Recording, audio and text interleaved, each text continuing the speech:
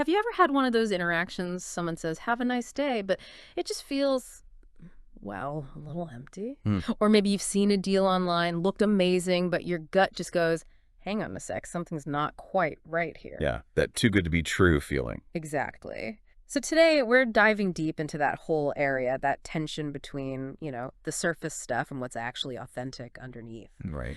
We're going to dig into some really interesting sources that kind of make us question our assumptions about what's real versus what's just performance. Whether it's everyday politeness or how we express ourselves, like tattoos or even buying things. Yeah, exactly. We want to give you a shortcut to understanding trust, ethics, genuine connection, all that stuff in a world that throws so much information at us. That's right. And our mission here, really, is to look at how these seemingly harmless things, social habits or sales tactics, can sometimes hide the real value. Or even break trust, yeah. Yeah. Or break trust. And hopefully by the end, you'll have a better handle on navigating these things, maybe even finding ways to connect more authentically yourself. Okay, let's get into it. Starting with something we run into all the time, that kind of superficial niceness. Have a nice day, how are you? Our sources say these can get so routine, so empty that this fluffy niceness, it can actually be, well, one source called it weaponized. Weaponized niceness. Yeah. That's a strong term. It is. But it rings true, doesn't it?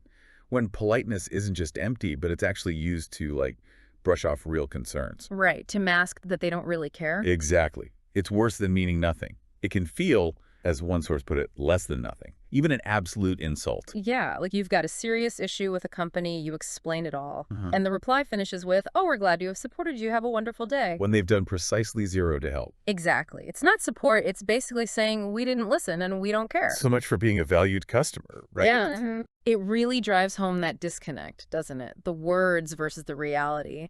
And it's not just empty phrases, it leaks into things like customer reviews, too. Ah. I've literally had companies ask for a review before I've even had the service. Get out. Really? Yeah. An email pops up. We so value you as a customer. Please give us feedback so we can improve. And I'm thinking, improve what? Yeah. You haven't done anything for me yet. Wow. That reminds me of that story, the sad and pathetic old motel. Oh, the one from the 70s, brown and orange everywhere, leaky taps. That's the one. And then the next morning, ping. Yeah. An email asking for a review. Right. How can you honestly say nice things about something that just isn't nice? They can't. Not without feeling totally fake. It just creates this weird pressure. Which brings us neatly to this idea of the 5-star trap.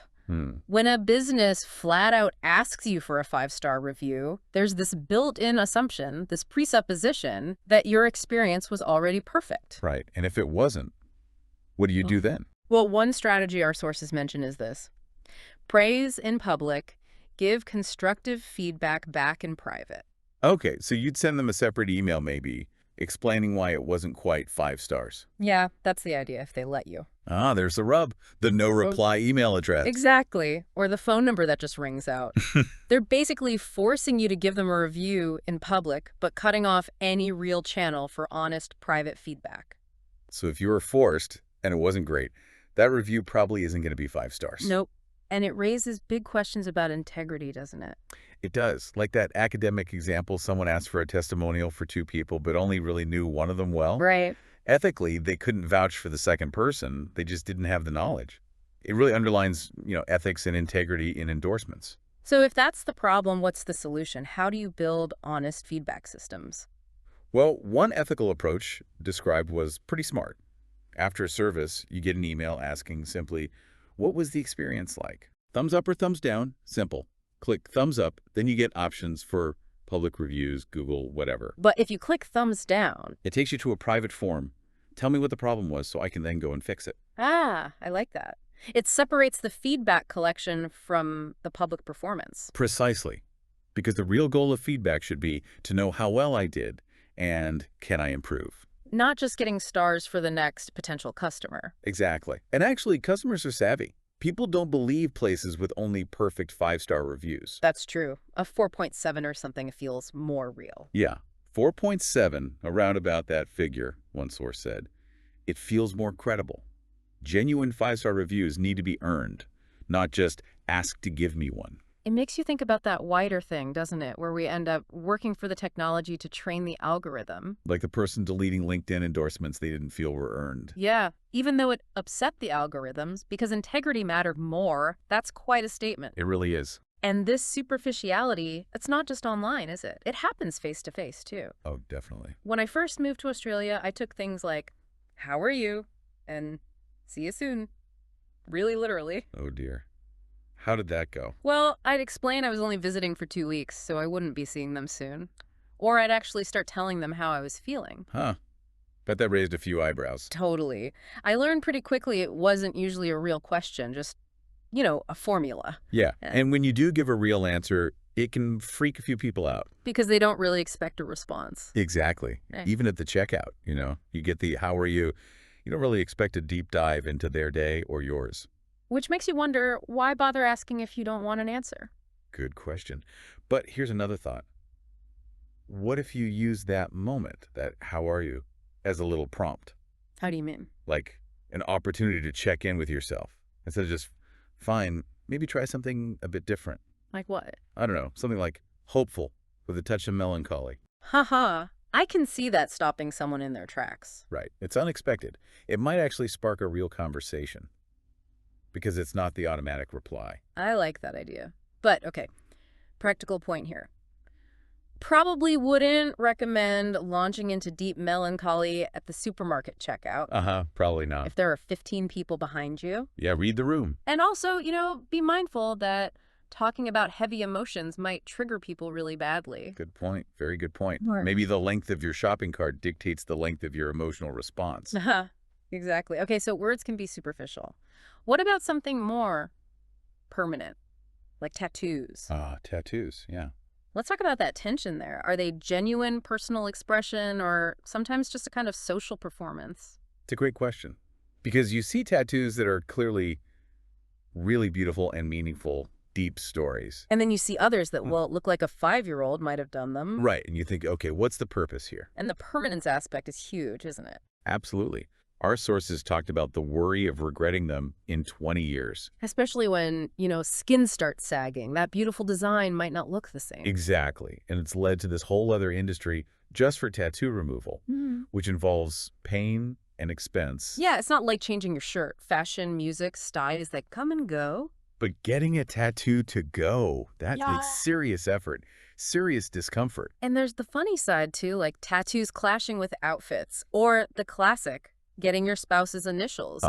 And the tattoo lasts longer than the marriage. Ouch. Leading to creative cover-ups or maybe searching for a new partner with the same initials? Could be a strategy. But it really comes back to the why, doesn't it? Yes. Think about the difference between, say, traditional Maori tattoos. They represent clan, their mob, their story. Deep cultural meaning. Compared to maybe getting one on a whim without much thought. Right. And that's why asking someone, tell us a story behind it, instead of just nice tattoo, can be so powerful. It opens up a real conversation. Acknowledges the person, not just the ink. Yeah, it's like those physical scars on the body, initiation scars in some cultures. They have a purpose. They tell a story. So for anyone thinking about getting one, the advice is really to ask yourself, why am I getting it? Make sure it feels like the right thing before you commit. Avoid that potential extra cost and pain of removal later. It's interesting how much more mainstream they've become, though. Oh, totally. It's seen as an art form now, not just gang-related or tribal or for sailors anymore. You see bankers with full sleeves. True. But the question remains, is it always an artistic expression of who they are? Or is it sometimes done, because you're drunk or you're bored or just following a trend because someone else has done it? Yeah. And given how permanent it is, you need a lot of faith in the artist doing it, too. Definitely. Huge trust involved. Okay, quick detour. One thing that came up was this sort of urban myth. Is it true that if you've got tattoos, you can't donate blood? We weren't totally sure. So, hey, if you're listening and you know the definitive answer on that, let us know. Yeah, drop a comment. We'd be curious. And also, if you have tattoos, we'd love to hear your stories. Why you did it, was it more for other people to see or really for you to actually have? Visible, hidden, tell us. Yeah, share your stories. Okay, let's shift gears again. Let's talk about buying things, commercial transactions, and specifically that pressure to buy now. Yes. The hard It sell. taps right into the FOMO thing, doesn't it? Fear of missing out. Absolutely. That urgency makes you jump, maybe sign up for something impulsively. And then later when the adrenaline goes, you think, did I really need that? Regret kicks in. It's that buy now, regret later cycle, fueled by trying to get that instant hit. Reminds me of that business example, the bank. Oh, yeah, the bank that wasn't set up to take credit cards. Yeah. Even though that's probably the most common transaction these days, it just shows this weird disconnect. Businesses pushing for your money, but not even having the basics sorted. That's spot on. I always come back to, what problem are they actually solving for me? Right. If someone's using pressure sales, demanding payment right now, they should have already made it crystal clear. How do they save me time? How do they save me money? How do I make money from this? What's the tangible benefit? Exactly. If they haven't answered those core needs, then yeah, it's almost certainly a pressure sale. And that usually leads to pain now and regret it later. And what about those online upsells? They're everywhere. Ugh, tell me about it. You buy one thing and bam, wait, there's more. Presented as this once-in-a-lifetime opportunity. Massive discount. Never again. And then the bit I really hate, if you click no thanks. Oh, the guilt trip page. Yes. The language, like, no, I'm not interested in this incredibly valuable offer that could change my life. Making you feel like what an idiot I am for declining this amazing offer. It's so manipulative. It really is. And it happens offline too, right? At those live workshops. Run to the back of the room and sign up now. You've got 5 minutes. Tactic. Pure FOMO exploitation. Even if the valuable thing might actually be crap. Exactly. And that extreme urgency, like, $17,000 reduced to $12,000, but the deadline is 3 days hence. It completely shuts down critical thinking. You can't step back and ask, hang on, is this actually right for me? Nope. It just breeds resentment. Makes the whole thing feel totally counterproductive. And actually, thinking about it, that kind of pressure, it devalues the product itself, doesn't it? How do you mean?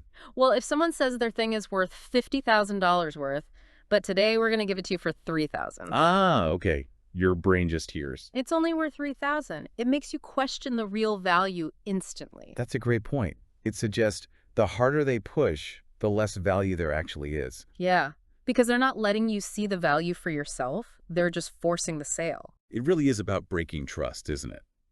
It's definitely not about the long-term relationship. So, thinking practically, how do we protect ourselves, especially online?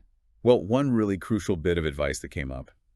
Take a copy of the terms and conditions when you buy. Oh, that's vital. I learned that the hard way once. Bought something online, didn't like it, went to cancel. Yeah? The terms and conditions had changed on their website. My original right to cancel was gone. Wow. And you couldn't prove what they said originally? Nope. Didn't have a copy. And let's be honest, who reads those things? They're often like the Dead Sea Scrolls. So true. You just tick the box. Yeah. So screenshot or save a PDF. Always. Good tip. And from the seller's side, there's an ethical angle on payment too. Like the story of the person who refused payment up front for a workshop they hadn't delivered yet. Exactly, because of their personal ethics, which contrasts sharply with, say, dealing with big organizations that take ages to pay you. Right, where cash flow is an issue for the small provider, but definitely not for the huge company paying late. And people maybe don't realize those delays, they push up costs for everyone eventually. Providers have to factor in the time you waste and the cost of all that, just chasing the money. It's a vicious cycle. But there are better ways, right? Positive models. Yeah, like that German contour system mentioned, where you actually get a discount if you pay before the invoice is due. Oh, I like that. Incentivizing prompt payment. Exactly. It's a fantastic system, apparently. Keeps things moving, doesn't create resentments. My energy company does something similar. A lower price if you pay by certain date. See? Positive reinforcement. Yeah. Much better than pressure. It just highlights again how impersonal so many business interactions are now. Like banks calling you dear customer. But if you actually tried to talk to someone, they'd have no idea who are you. Exactly. So yeah, bottom line, check the T&Cs, save a copy. Oh. Especially for anything complex or online. Absolutely vital takeaway.